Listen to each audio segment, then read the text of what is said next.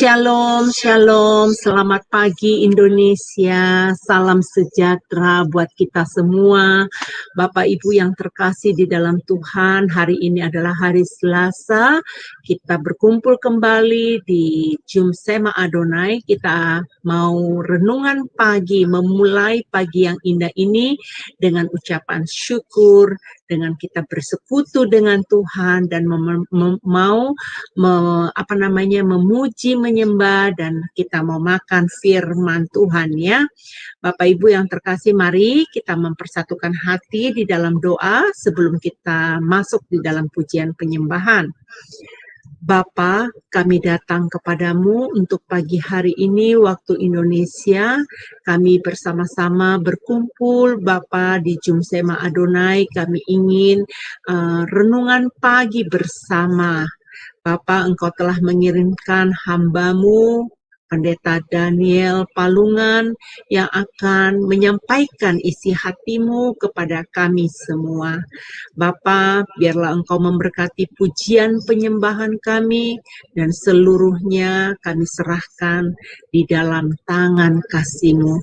Terima kasih Bapa, kami mau menyambut berkat-Mu hanya di dalam satu nama yang kuasa, dalam nama yang penuh kasih, di dalam nama Yesus. Haleluya.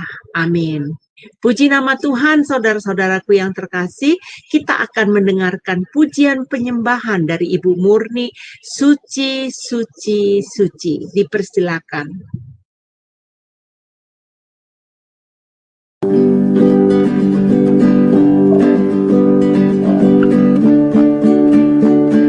Suci, suci, suci, Tuhan Maha Kuasa, Engkau kami puji di pagi yang teduh. Suci, suci, suci, murah dan perkasa, Allah Tritunggal, agung nama-Mu. Suci, suci, suci, Kamu kudus tersungkur, di depan tata-Mu memberi mahkotanya. Segenap malaikat sujud menyembah-Mu, Tuhan yang ada selama-lamanya. Suci, suci, suci, walau tersembunyi, walau yang berdosa tak tampak wajah-Mu, Kau tetap yang suci, tiada terimbangi. Kau Maha Kuasa, murni kasih-Mu. Suci, suci, suci, Tuhan Maha Kuasa, patut Kau dipuji seluruh karya-Mu. Suci, suci, suci, murah dan perkasa, Allah Tritunggal, agung nama-Mu.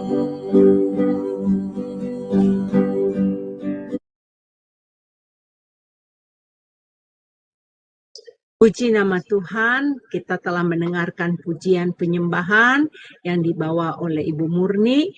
Sekarang kita mempersiapkan hati kita.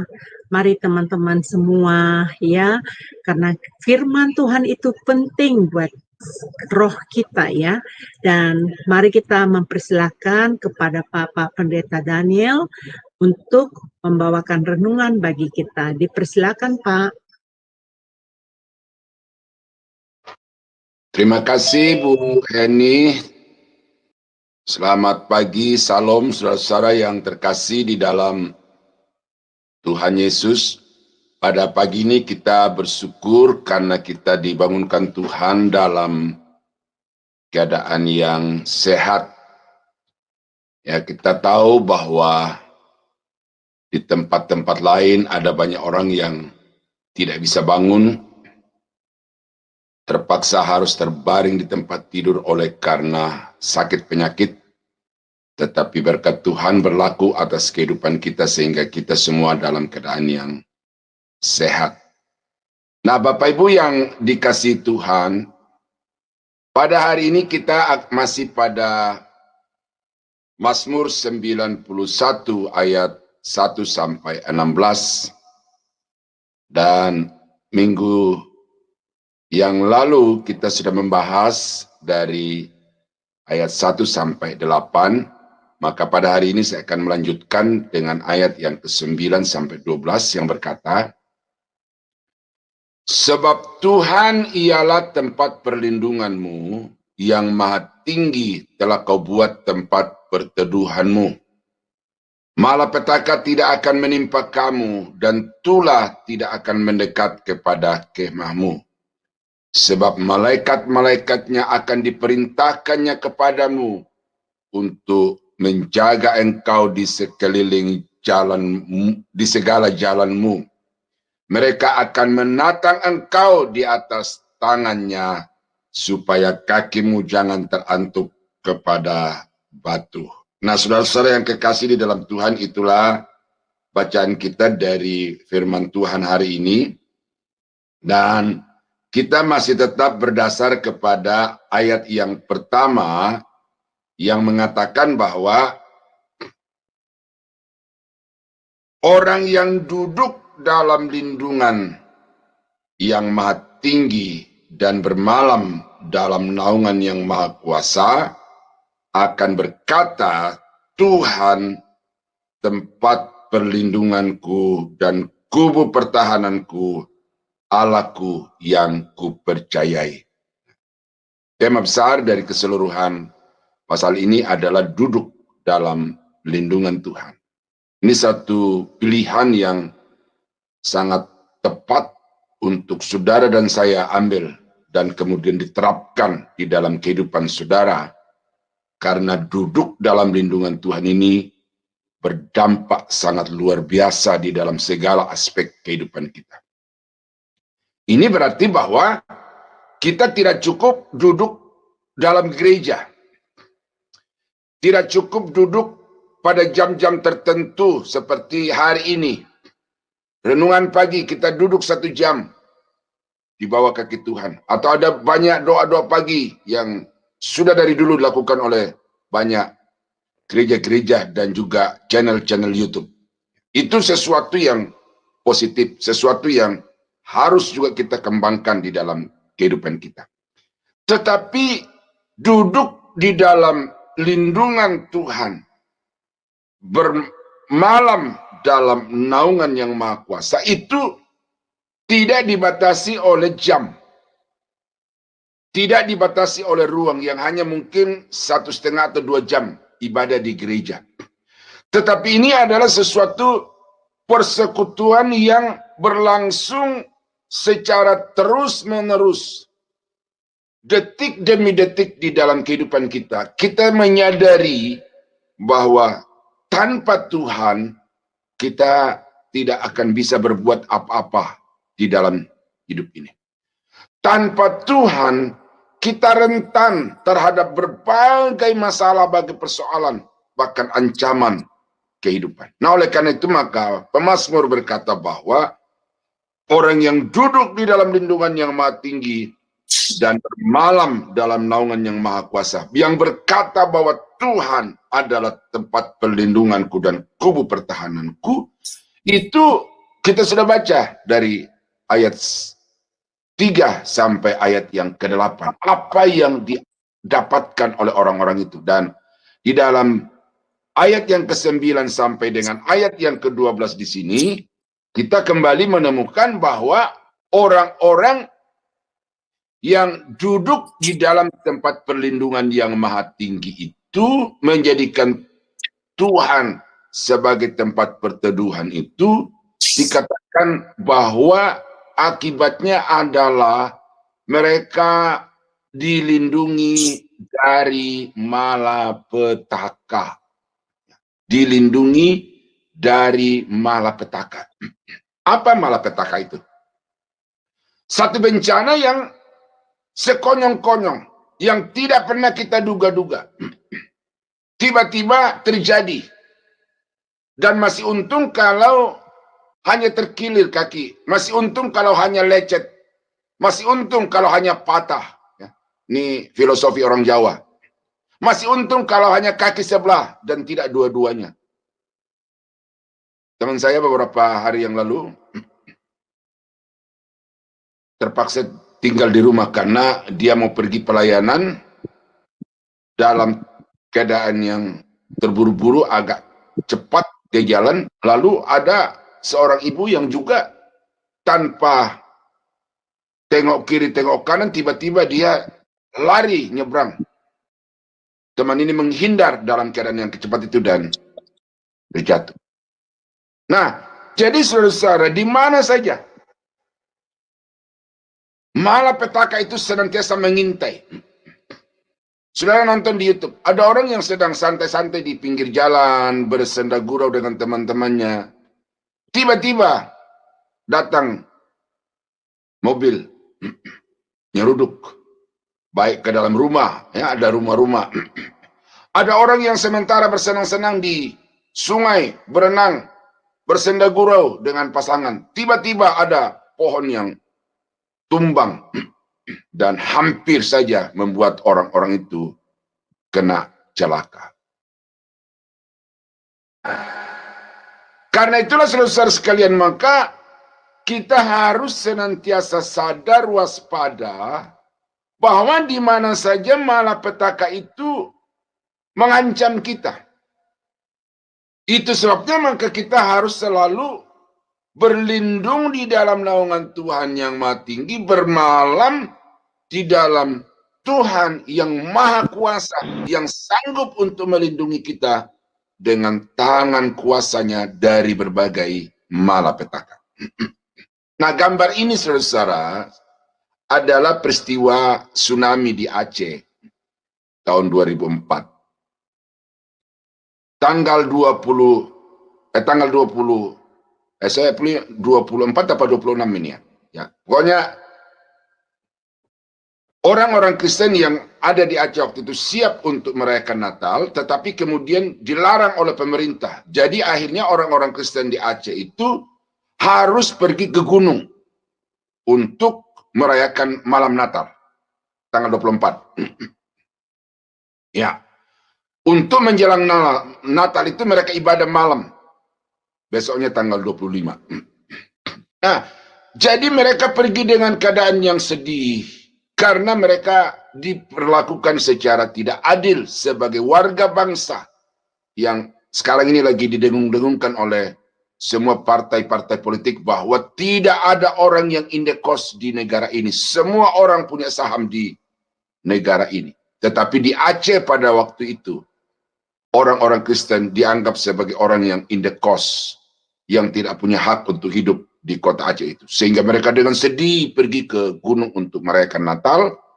Lalu di sana ya, saya tidak ada gambarnya tentang itu, tetapi pasti mereka akan sedih oleh karena mereka harusnya ibadah di gereja, tetapi sekarang harus ibadah di tempat yang terbuka, dan ini malam Natal, malam penuh perenungan.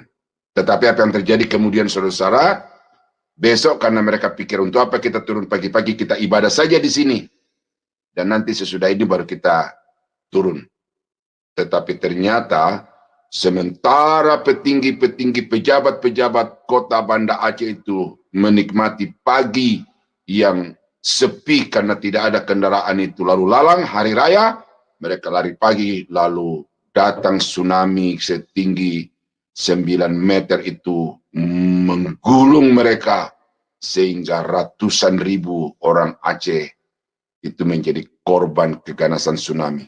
Saya sudah pergi ke sana dan kapal yang tadinya berlabuh di tengah laut untuk pembangkit listrik tenaga solar itu sekarang bertengger di tengah-tengah kota menjadi monumen di sana. Nah, itu satu cara Tuhan untuk melindungi umatnya. Kita tidak menganggap bahwa itu adalah hukuman Tuhan bagi orang-orang Aceh, tetapi itu adalah cara Tuhan untuk melindungi umatnya. Memang sakit, sedih, diberlakukan, dipersekusi secara tidak manusiawi sebagai orang yang beragama di negara Pancasila yang menganut ketuhanan yang Maha Esa. Tapi mereka harus pergi dari orang tua sampai kepada anak-anak. Namun, ternyata itu merupakan cara Tuhan untuk melindungi umatnya dari malapetaka. Ya, ini banyak kasus-kasus sudah temukan di dalam YouTube itu. Ada seorang ibu yang sedang menggendong anaknya, kemudian dia bersukacita sedang mendokumentasi, mengabadikan momen di mana keluarganya itu sedang prosesi keluar dari rumah menuju ke tempat ruangan pesta. Ya, kedua mempelai itu dia gendong anaknya sambil dia dokumentasi dengan HP di tangannya. Dia berjalan mundur tanpa dia sadar di belakangnya itu ada got yang dalam mungkin sekitar 2 atau 3 meter. Itu dia jatuh ke dalam. Ya, sehingga tadinya waktu yang merupakan waktu sukacita sekarang tiba-tiba menjadi kalam kabut oleh karena semua orang menjadi panik. Ya, dia gendong anak, kemudian ibunya sendiri jatuh terperosok cemplung ke dalam got yang cukup deras itu, dan orang-orang kemudian menjadi panik bagaimana caranya menyelamatkan. Saudara-saudara, jadi jangan saudara meremehkan malapetaka ini. Di mana saja, ya, peluru nyasar, orang salah tembak dan lain sebagainya. Nah, tetapi dikatakan bahwa orang yang duduk di dalam lindungan Tuhan, yang menjadikan Tuhan sebagai tempat perteduhan, itu akan dilindungi dari malapetaka. Nah, 1 Tawarik 4 ayat yang ke-10 berkata, Yabes berseru kepada Allah Israel, katanya, kiranya engkau memberkati aku berlimpah-limpah dan memperluas daerahku. Dan kiranya tanganmu menyertai aku dan melindungi aku dari malapetaka. Ya, jadi Alkitab sendiri mencatat bahwa orang-orang percaya kepada Allah itu tidak luput dari ancaman. Karena itu Yabes dengan segala kerendahan hati meminta kepada Tuhan supaya tangannya itu senantiasa terulur untuk melindungi, untuk menuntun di dalam setiap langkah-langkah yang dia akan tempuh di dalam hidupnya, di dalam pembaktian dirinya kepada Tuhan, dan juga di dalam beraktivitas sehari-hari. Ini penting, saudara. Karena itu maka anak-anak Tuhan itu seharusnya setiap kali bangun pagi itu tanpa dikoordinir seperti Sema Adonai Channel ini, bangun pagi mengucap syukur untuk malam yang sudah dia lewati tanpa dia sadar ada tangan Tuhan yang menjaga, melindungi, sehingga dia bisa bertemu dengan pagi yang cerah dan udara yang sejuk. Kemudian sesudah itu minta bimbingan pertolongan Tuhan untuk sepanjang hari dari pagi sampai sore hari, supaya tangan Tuhan senantiasa menjaga, melindungi. Bukan hal yang baru seorang istri ketika dia melepas suaminya pergi kerja pagi-pagi, dia melepas dengan senyum, dia melepas dengan kasih sayang, lalu kemudian harapan yang besar, tetapi tiba-tiba datang telepon, segera ke rumah sakit karena suami ada terbaring di rumah sakit kecelakaan. Nah, jadi karena itulah saudara, maka setiap saat harus saudara duduk di dalam lindungan Tuhan yang maha tinggi. Nah, itu yang pertama pada pagi ini, bahwa orang yang duduk di dalam lindungan Tuhan yang Maha Tinggi itu akan mendapat perlindungan dari malapetaka.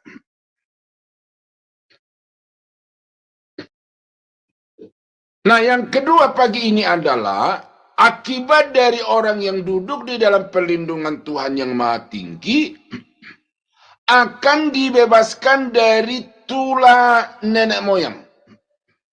Tulah.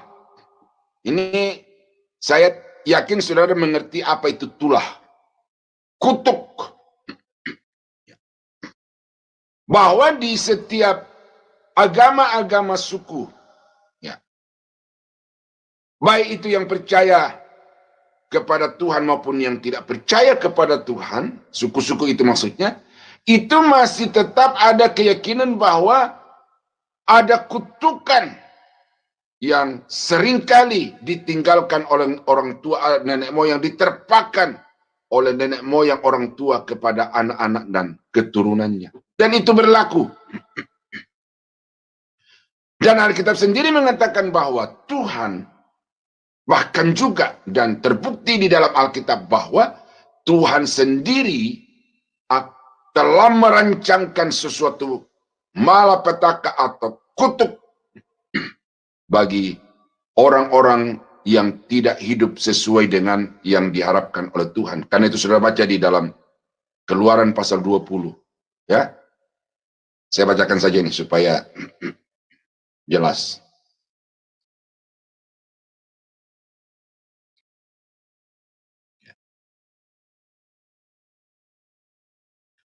Ayat yang kelima, janganlah sujud menyembah kepadanya atau beribadah kepadanya, sebab aku Tuhan Allahmu adalah Allah yang cemburu, yang membalaskan kesalahan bapa kepada anak-anaknya, kepada keturunan yang ketiga dan keempat dari orang-orang yang membenci aku.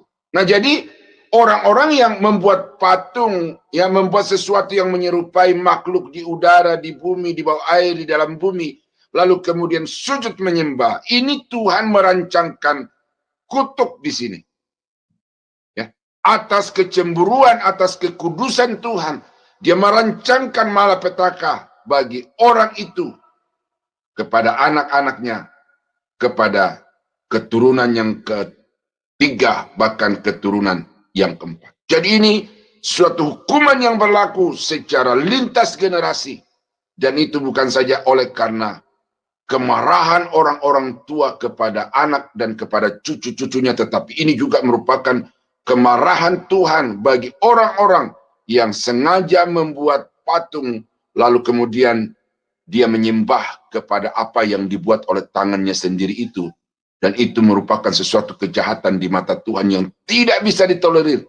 Sehingga Tuhan akan menghukum dengan malapetaka, dengan kutuk. Tetapi kita baca di sini, saudara, bahwa Tuhan akan membebaskan orang-orang yang berlindung di dalam Tuhan yang Maha Tinggi, yang bermalam di dalam Tuhan yang Maha Kuasa. Tulah, ayat yang ke-10 bagian B, tidak akan mendekat kepadamu. Nah ini,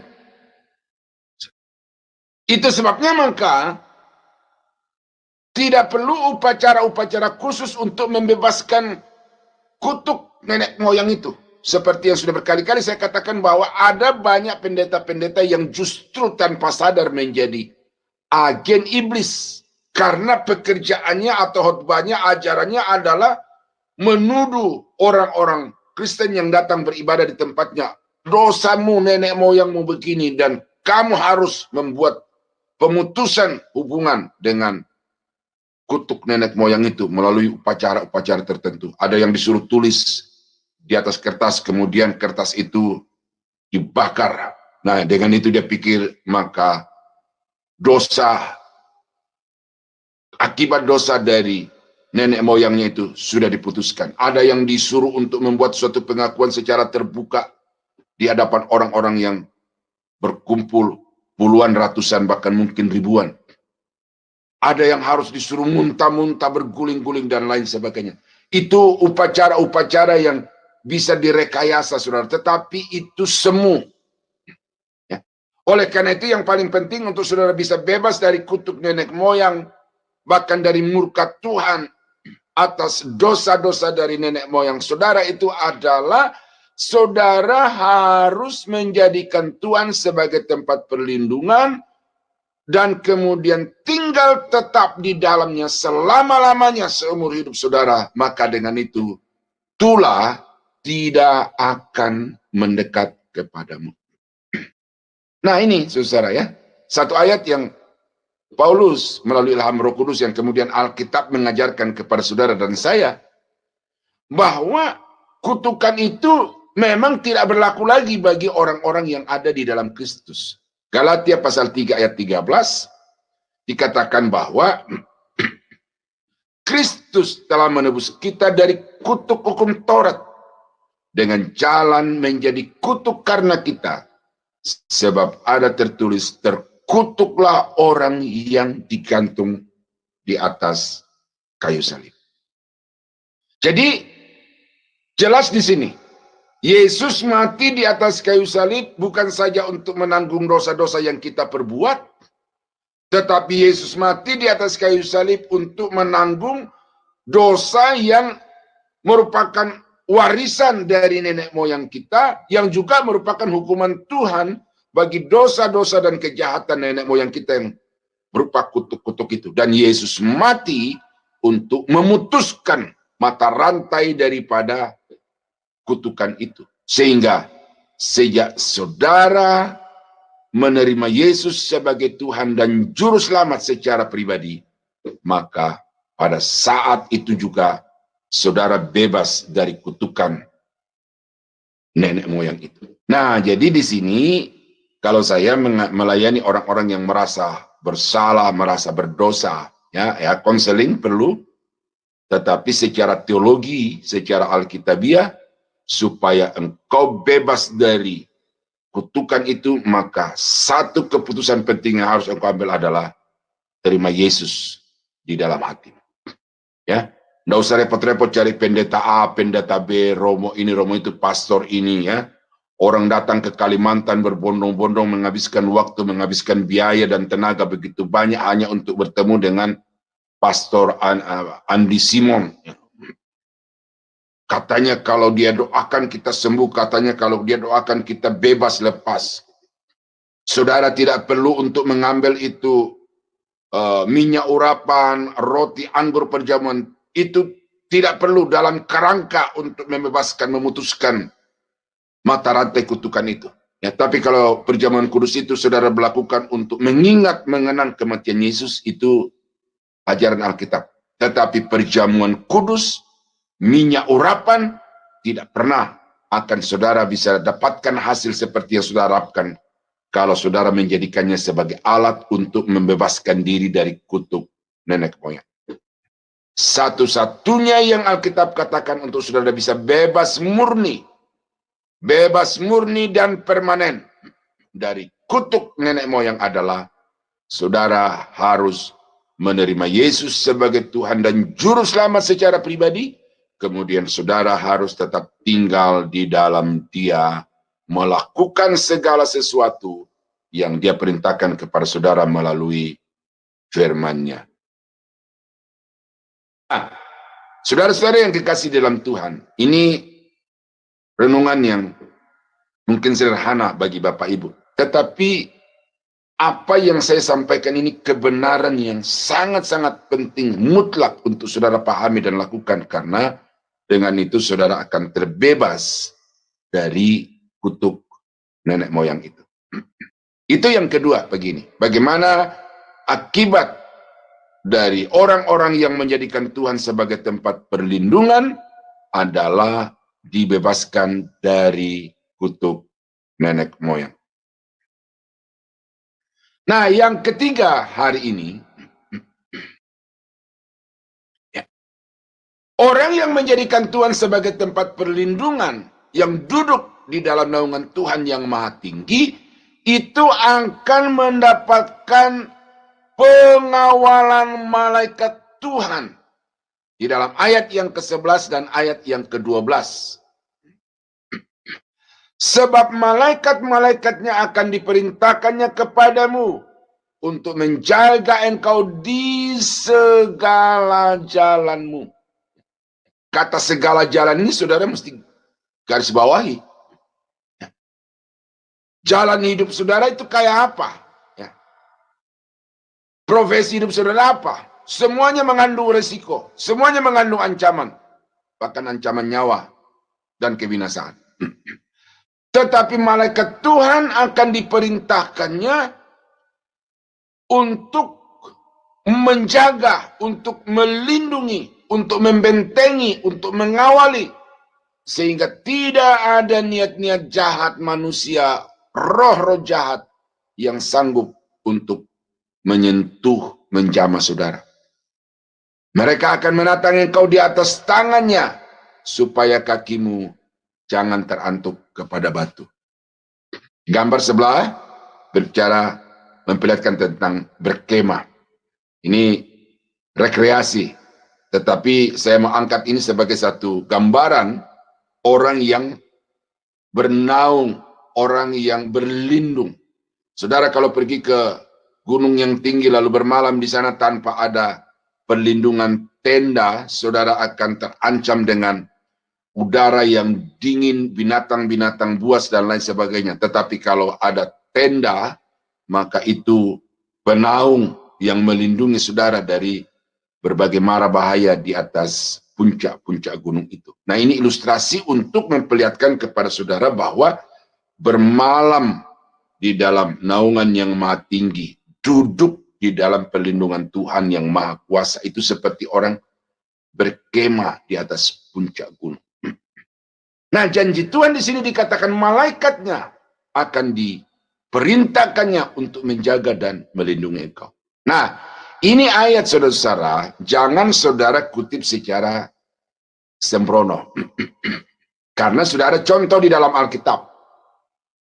Bagaimana iblis mengutip ayat ini, lalu mempergunakannya untuk mencoba Yesus, mau menjatuhkan Yesus. Ya, dan ini pola, ya ini pola yang saya haramkan bagi murid-murid saya yang belajar hermeneutik, yang belajar homiletik. Jangan mempergunakan ayat sembarangan untuk kepentingan pribadi. Hati-hati di dalam memilih ayat-ayat baik sebagai landasan khotbah maupun sebagai referensi atas poin-poin yang saudara sedang uraikan di dalam khotbah itu. Karena banyak pendeta-pendeta sekarang ini yang mengutip, mencuplik ayat sesuka hati tanpa mengerti konteks dan maksud ayat itu sesungguhnya. Nah, iblis pada waktu itu mau menjadikan ayat ini sebagai satu alat untuk memenuhi hasrat, hawa nafsu, keinginan di dalam dirinya untuk mencelakakan Yesus. Mencelakakan dalam arti membuat Yesus gagal di dalam mengemban amanat yang dipercayakan Bapa kepadanya. Tetapi Yesus dengan segala hikmat dan pengetahuan yang ada di dalam dirinya, itu dia berkata, ada tertulis, janganlah engkau mencobai Tuhan. Nah, jadi itu juga secara langsung bagaimana Tuhan memperlihatkan kepada Yesus bahwa perlindungannya itu ada. Ketika iblis datang menyerang, maka ada hikmat yang diberikan oleh Tuhan untuk menepis atau menangkis, mematahkan semua argumentasi jahat dari si iblis itu.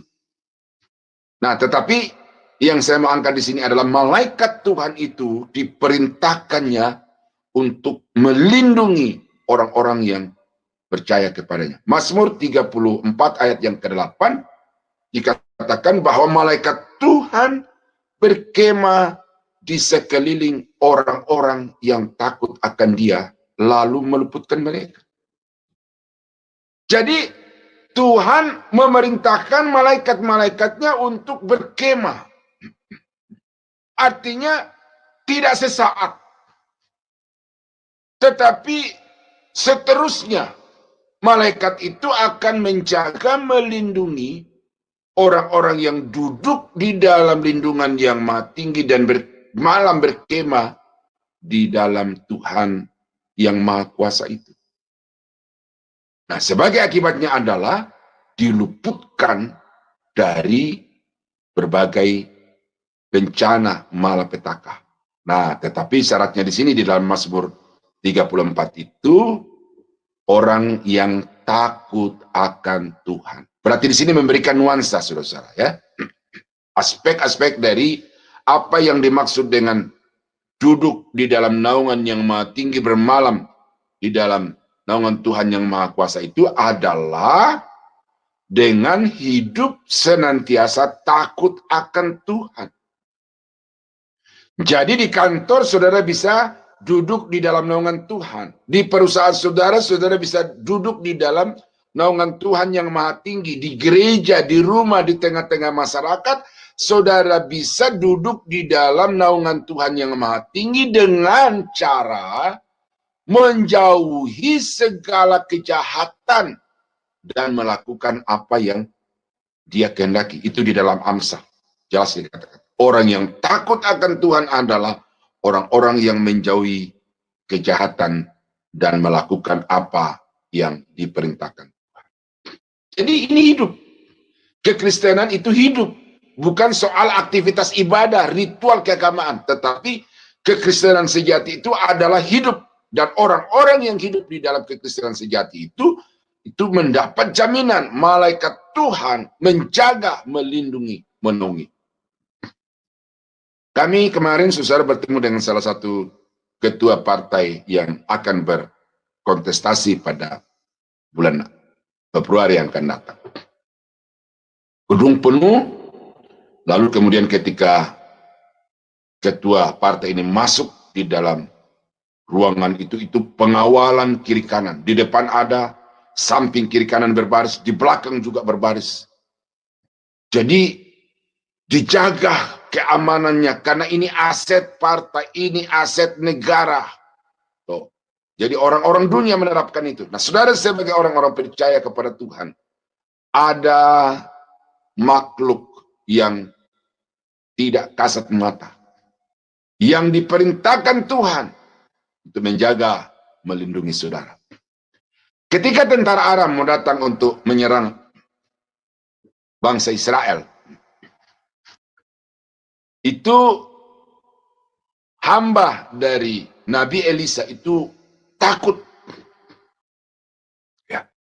Karena tentara datang bergerombol dengan segala kelengkapan senjata yang mutakhir. Lalu dia datang kepada tuannya. Nabi Elisa berkata, "Tuan, kita binasa karena kita sedang diserbu oleh tentara Aram." Lalu seterusnya banyak cerita-cerita, lalu sampai di pada satu ayat, Nabi Elisa berkata, "Tuhan, bukakanlah kiranya mata orang ini, supaya dia melihat." Ketika Elisa selesai berdoa itu, bujangnya ini melihat sekeliling gunung. Ya, melihat sekeliling gunung. Itu ternyata ada tentara-tentara yang di dalam tangannya ada senjata-senjata perang, yang siap juga dilasatkan untuk membela Elisa, membela orang-orang yang percaya kepadanya. Dan kita baca kisah itu selanjutnya, saudara, bagaimana bukan saja Elisa yang diluputkan, tetapi juga bangsa Israel itu diluputkan. Dan peperangan itu tidak menumpahkan darah setetes pun atas nasihat dari Nabi Elisa. Nah, itu contoh di dalam Alkitab. Contoh dalam kehidupan sehari-hari, kalau saudara baca bukunya Billy Graham yang berjudul Malaikat Agen Rahasia Allah, dia kisahkan tentang ada satu penyerbuan di satu kota, ya, di Uni Soviet waktu itu. Jadi bagaimana pasukan itu menyerbu satu tempat di mana di dalamnya adalah orang Kristen, pemilik daripada tempat itu adalah Kristen. Tetapi dalam bukunya Billy Graham itu ditulis bahwa tentara yang sudah begitu dikuasai dengan amarah yang mau menghancurkan tempat itu, ternyata kemudian mereka mundur dan tidak jadi, tetapi kemudian beralih ke gedung-gedung yang lain. Nah, lalu apa yang dikatakan oleh Billy Graham dalam buku itu? Bahwa ternyata tentara-tentara itu pada saat mereka menuju ke tempat itu dihadang oleh sepasukan tentara yang lebih kuat, lebih dahsyat lagi, sehingga komandan dari tentara manusia yang datang menyerang itu menjadi takut lalu menarik mundur pasukan. Itu buku. Nah, kesaksian langsung dari teman saya, saudara, karena sekolah kami di mana dulu kuliah itu ada satu kewajiban bahwa seseorang itu baru lulus, ya bukan hanya karena dia menulis skripsi, tetapi dia harus berhasil mendirikan sebuah pos PI, katakanlah ibadah rumah yang rutin sebagai hasil penginjilan dari orang-orang non-Kristen. Nah, lalu pergi dia ke desa-desa, di salah satu desa di Jogja, karena teman saya ini kuliah di STI Yogyakarta. Dia pergi setiap weekend, Jumat sore dia sudah keluar kampus asrama untuk pergi ke desa di mana yang dia hendak mendirikan pos itu. Lakukan tahun demi tahun, ya, karena mulai dari semester pertama itu sudah diwajibkan itu. Pergi ke desa itu. Nah, suatu ketika karena di desa itu sudah mulai ada orang percaya dan sudah mulai ada aktivitas kekristenan, padahal tadinya itu sama sekali tidak ada, sekarang sudah mulai ada aktivitas kekristenan di mana ada ibadah, maka pemuda-pemuda di daerah itu berkoordinasi satu dengan yang lain. Bagaimana kita bisa melakukan satu antisipasi terhadap kegiatan gerakan kekristenan ini? Lalu mereka sepakat, tidak ada cara lain kecuali kita hadang orang yang datang untuk memberitakan Injil ke desa kita. Nah, akhirnya entah setelah beberapa tahun kemudian itu, ya, maka pemuda ini mau melaksanakan niatnya pada hari Jumat sore. Mereka menunggu di satu tempat yang strategis, ya, untuk melaksanakan niat mereka itu, untuk apakah untuk memukul atau mungkin untuk juga membunuh teman senior saya ini. Tetapi ketika pemuda itu sudah ada di tempat yang akan dilalui oleh mahasiswa yang mengemban tugas sekolah, tetapi juga untuk panggilan jiwanya melayani menginjil itu, pemuda-pemuda desa itu menjadi takut. Oleh karena mereka lihat di depannya ada tentara yang berjalan, seragam lengkap dengan atribut-atribut ketentaraan. Di belakang juga ada, sehingga pemuda-pemuda itu saling memberi kode satu dengan yang lain untuk tidak bergerak dan jangan sampai melakukan sesuatu tindakan konyol. Sebaiknya kita diam dan sesudah dia lewat kita akan pulang sendiri ke rumah kita masing-masing. Nah, ini saudara, memang pada waktu itu tidak serta-merta diketahui oleh teman saya ini. Tetapi dia beberapa tahun kemudian setelah saya lulus dan kegiatan ibadah di desa itu sudah berjalan lancar, tidak ada lagi gangguan dari masyarakat, dan masyarakat dengan teman saya dan juga orang-orang Kristen di situ sudah akur, maka pemuda-pemuda yang tadinya meniatkan atau merencanakan penghadangan waktu sedang merintis persekutuan doa itu mengaku karena sudah akrab cerita. Dia bilang, dulu kami sempat berniat seperti itu karena kami tidak suka di desa kami ada kekristenan, kegiatan kekristenan. Bagaimana Bapak bisa berjalan dan dikawal oleh tentara? Teman saya ini menjadi heran. Saya tidak pernah dikawal oleh tentara. Tidak pernah meminta tentara untuk mengawal. Kalaupun saya berjalan berdua, itu mungkin ada junior saya yang ingin juga melihat contoh-contoh pola-pola penginjilan praktis. Kami berjalan berdua dan kebanyakan berjalan sendiri. Tidak pernah berjalan dengan tentara. Tetapi kemudian pemuda ini dengan terbuka mengatakan, kami sudah mau berbuat nyat, memukuli, menganiaya, bahkan mungkin bisa saja membunuh Bapak waktu itu.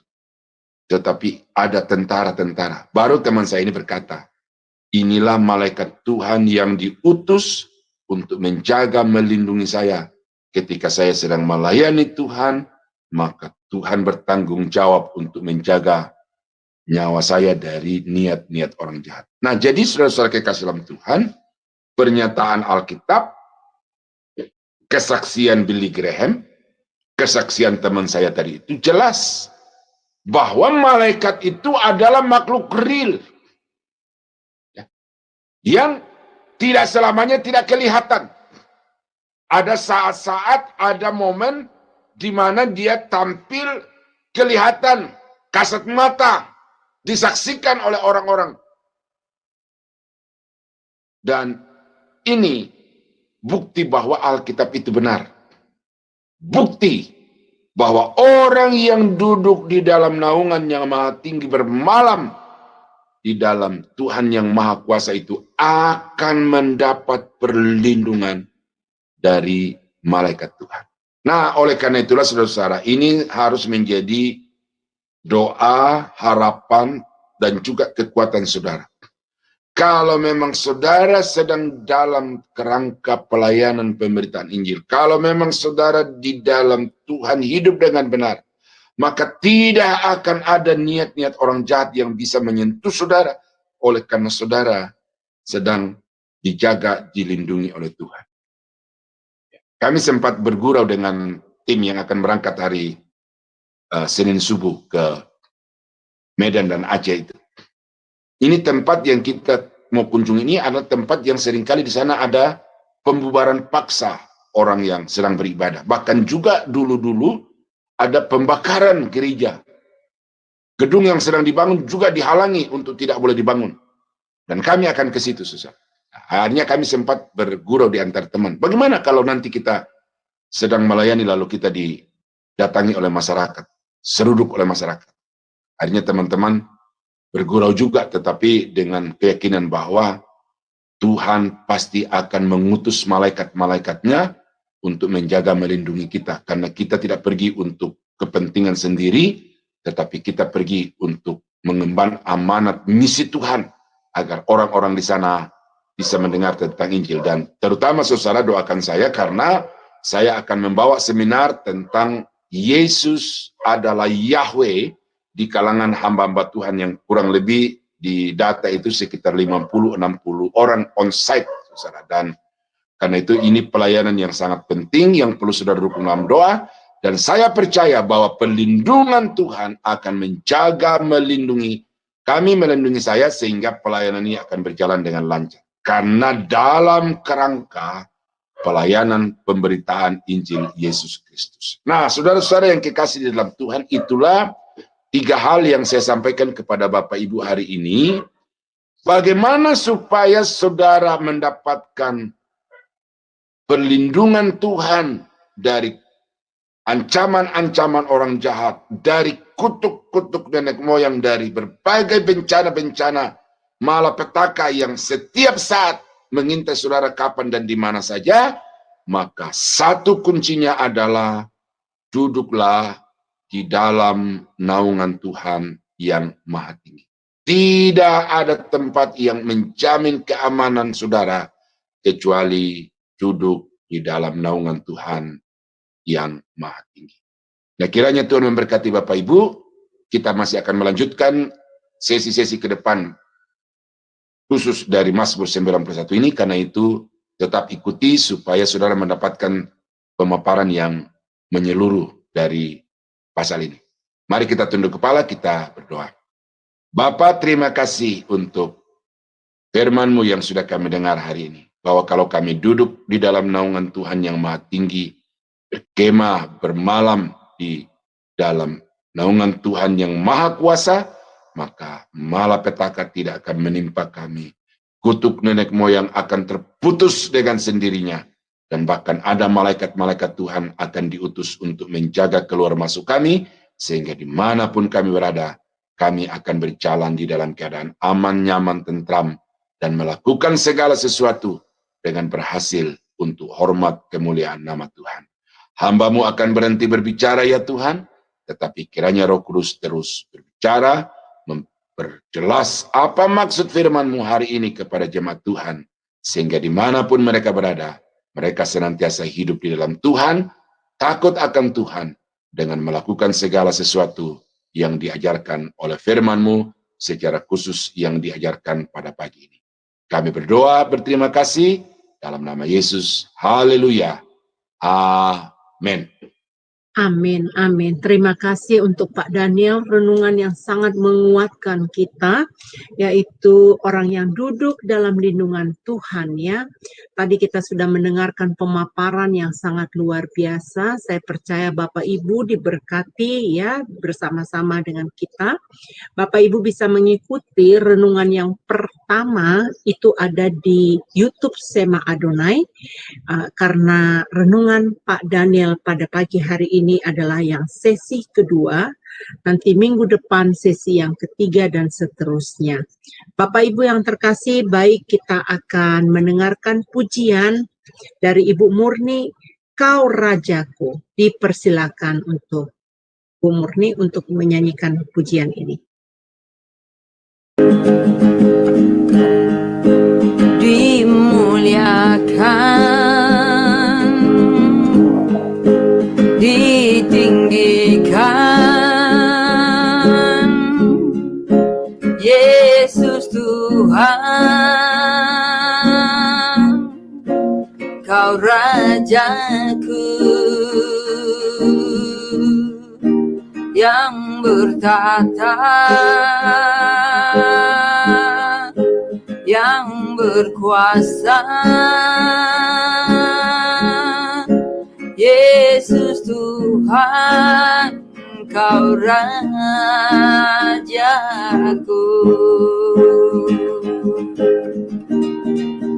Dimuliakan, dimuliakan, ditinggikan, ditinggikan, Yesus Tuhan, Yesus Tuhan, Kau Rajaku, Kau Rajaku, yang bertata, yang bertata, yang berkuasa, yang berkuasa, Yesus Tuhan, Kau Rajaku.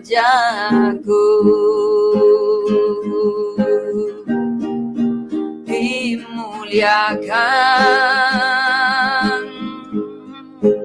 ditinggikan, Yesus Tuhan, Kau Rajaku, yang bertata, yang berkuasa, Yesus Tuhan, Kau Rajaku.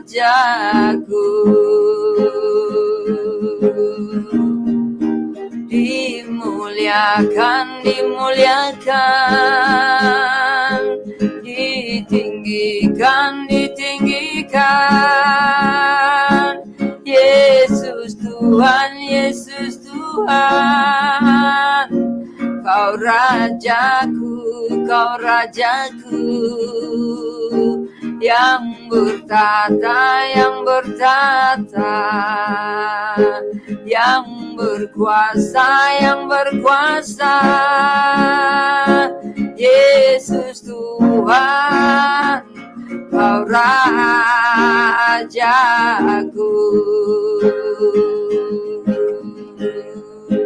Yesus Tuhan, Kau Rajaku.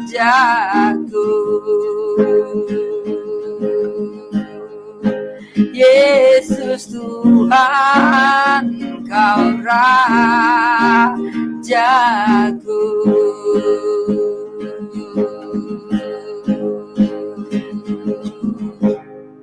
Amin.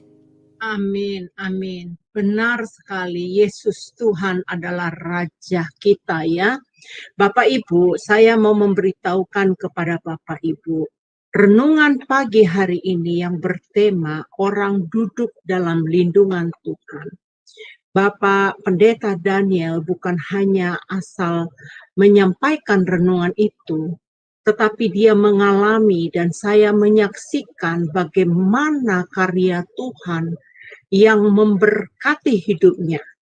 Jadi Bapak Ibu, minggu depan dia akan berangkat pergi ke Aceh.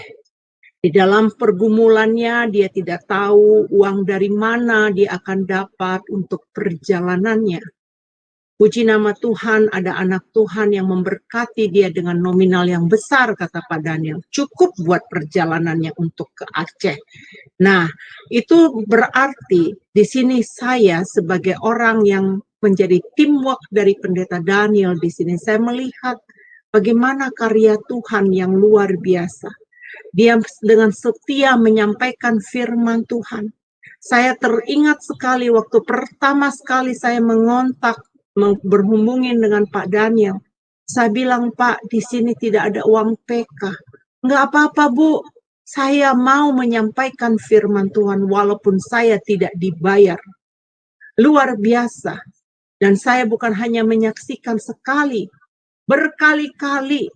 Saya tidak perlu menyebut siapa-siapa namanya karena orang itu mengatakan non-name, tidak ada nama, ya.